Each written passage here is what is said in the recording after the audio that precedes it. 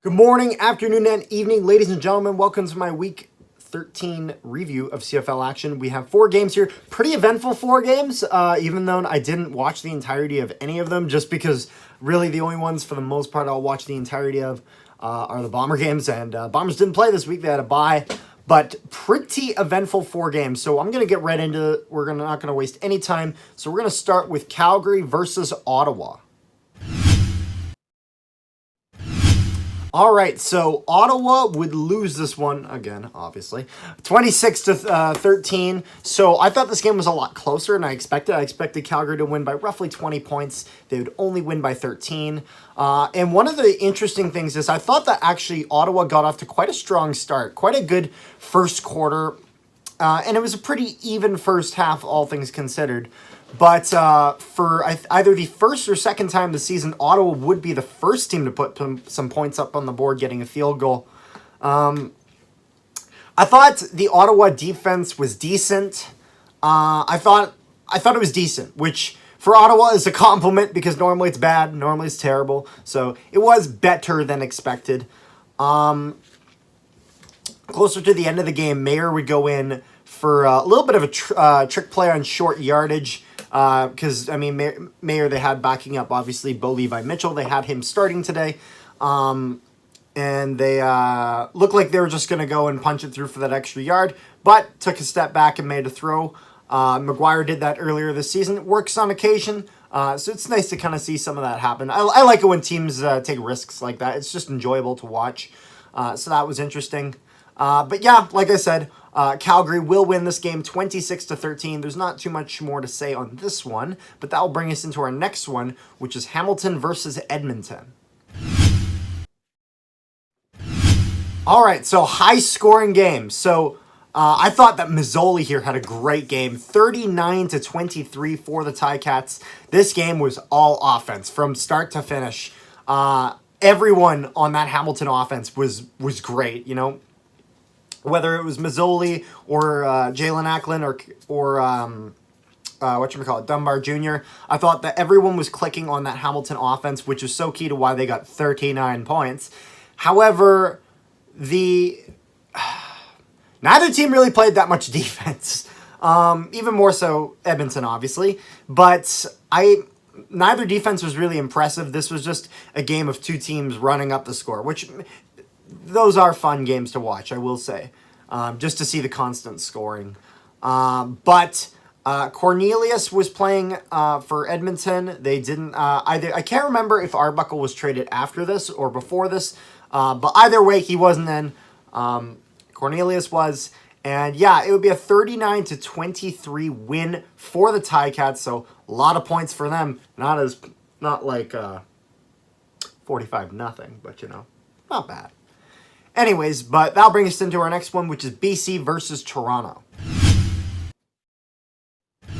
All right, so Whitehead is back. I wasn't anticipating this. I thought Whitehead was going to be out longer, so that is one reason why I thought that Toronto was really going to win by a lot here. But they only barely squeaked through with this one. Whitehead would be back, but he wasn't, he was good. He did exactly what he needed to do, but he wasn't the star of the game like he usually is. I guess it looked like Burnham was kind of leading the charge a bit more. And then again, well, Whitehead hasn't been on the field in a while, so give him a little bit of time. He'll get back going. I thought that Riley had a good game and Burnham had a good game. Bethel Thompson was in for the Argos, and it would be a pretty even first half. No team really looked like they had a real hold on the game, I want to say, perhaps. But yeah, it was really close to the bitter end. It's one of those ones where I actually kind of wish I watched the game, not going to lie. I guess then again, former Bomber Whitehead being on there and whatnot, it would have been nice to see it, but it is what it is. But yeah, it'd be really close, and Toronto would just barely squeak through. So that'll bring us into our last game, which is Saskatchewan versus Montreal. All right, so Saskatchewan does win this game 19-14. It was a close game, exactly what I expected. Schultz is in for the Alouettes. However, you'd see a little bit of some interesting stuff happen later that game.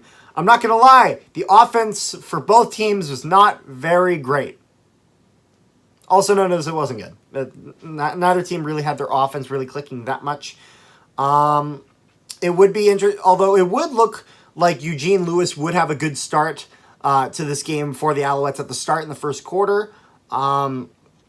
I mean, he is the leading receiver in the CFL right now, so I'm not exactly surprised. But, like, yeah, it would be a low-scoring first half, and it would end up being a pretty low-scoring game all in all. I thought the Saskatchewan D-line was actually really good for the majority of the game.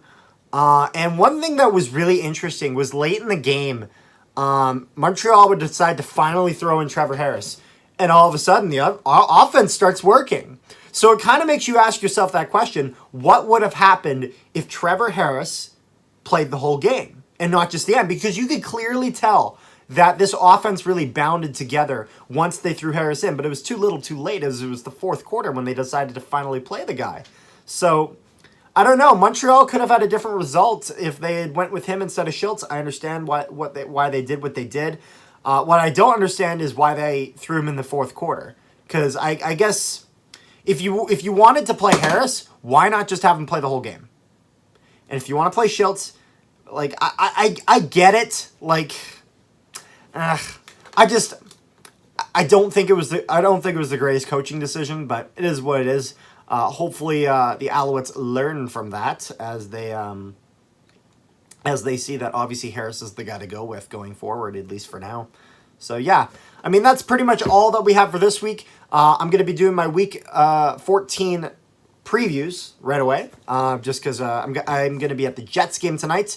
I'll be going there with Hot Garbage Sports and Peg City Hockey. We probably are going to stream while we're there, and you're obviously going to get our Jets game reaction when we get home. So make sure you stay tuned for that.